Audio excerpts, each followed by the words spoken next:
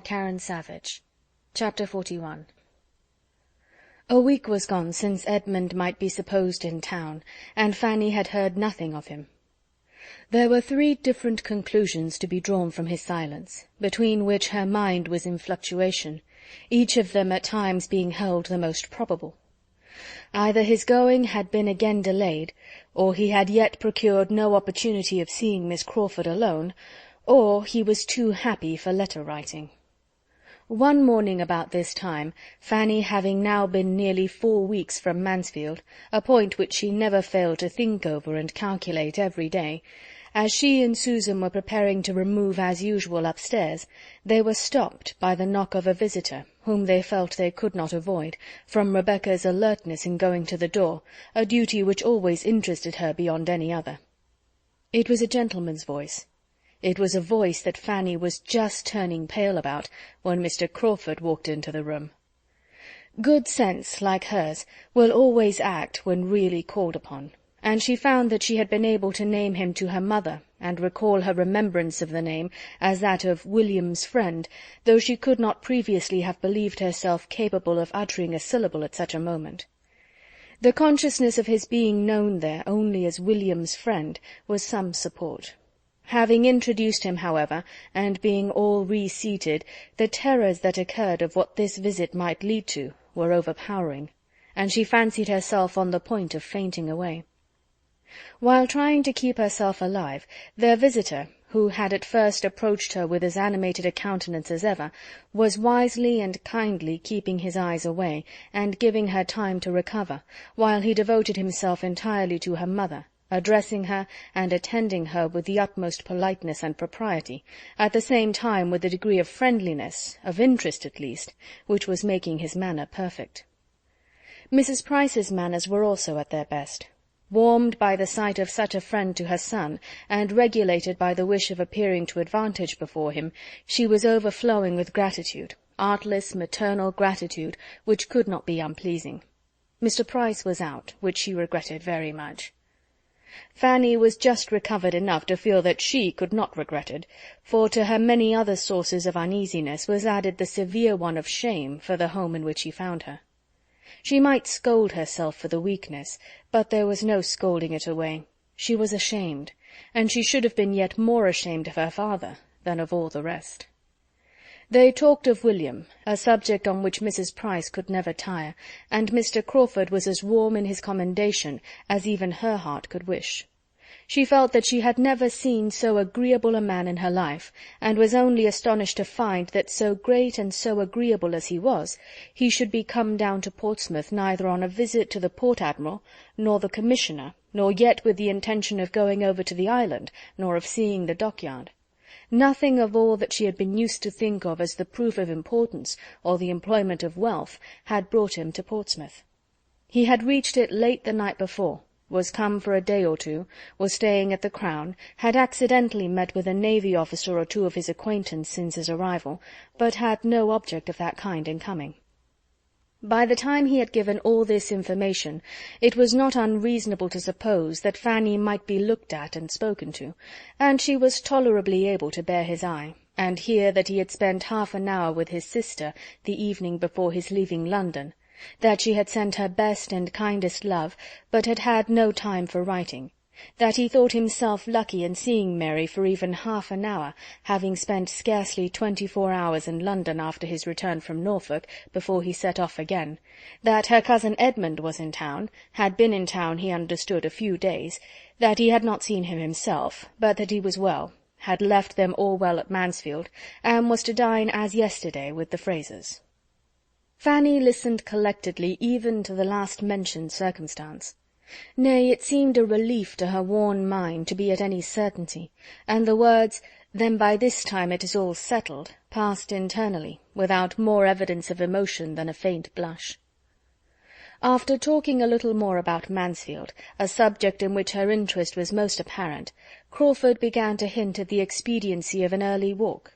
It was a lovely morning, and at that season of the year a fine morning so often turned off that it was wisest for everybody not to delay their exercise. and such hints producing nothing, he soon proceeded to a positive recommendation to Mrs. Price and her daughters to take their walk without loss of time.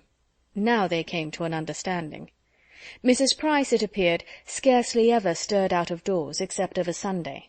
She owned she could seldom, with her large family, find time for a walk. Would she not then persuade her daughters to take advantage of such weather, and allow him the pleasure of attending them? Mrs. Price was greatly obliged, and very complying. Her daughters were very much confined.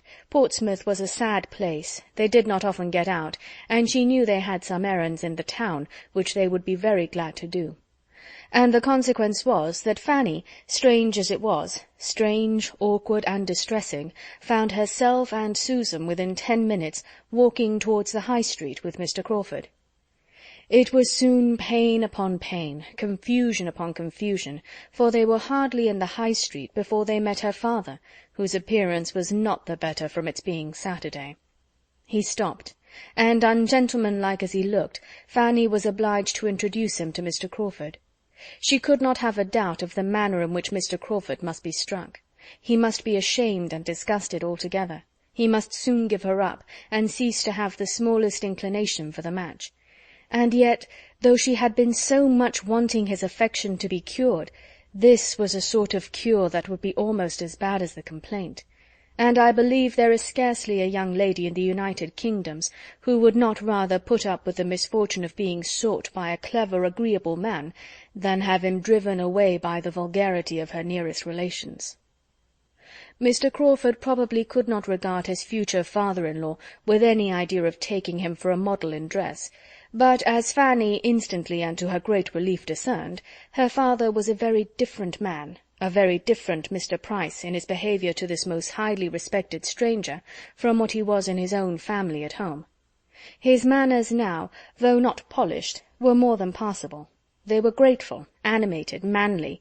His expressions were those of an attached father and a sensible man. His loud tones did very well in the open air, and there was not a single oath to be heard. Such was his instinctive compliment to the good manners of Mr. Crawford, and be the consequence what it might, Fanny's immediate feelings were infinitely soothed. The conclusion of the two gentlemen's civilities was an offer of Mr. Price's to take Mr. Crawford into the dockyard, which Mr. Crawford, desirous of accepting as a favour what was intended as such, though he had seen the dockyard again and again, and hoping to be so much the longer with Fanny, was very gratefully disposed to avail himself of, if the Miss Prices were not afraid of the fatigue, and as it was somehow or other ascertained or inferred, or at least acted upon, that they were not at all afraid, to the dockyard they were all to go. And but for Mr. Crawford, Mr. Price would have turned thither directly, without the smallest consideration for his daughter's errands in the High Street. He took care, however, that they should be allowed to go to the shops they came out expressly to visit, and it did not delay them long, for Fanny could so little bear to excite impatience or be waited for, that before the gentlemen, as they stood at the door, could do more than begin upon the last naval regulations, or settle the number of 3-deckers now in commission, their companions were ready to proceed. They were then to set forward for the dockyard at once, and the walk would have been conducted, according to Mr. Crawford's opinion, in a singular manner, had Mr. Price been allowed the entire regulation of it, as the two girls, he found, would have been left to follow, and keep up with them, or not, as they could, while they walked on together at their own hasty pace. He was able to introduce some improvement occasionally, though by no means to the extent he wished. He absolutely would not walk away from them, and at any crossing or any crowd, when Mr. Price was only calling out, "Come, girls, come, Fan, come, Sue, take care of yourselves, keep a sharp lookout," he would give them his particular attendance.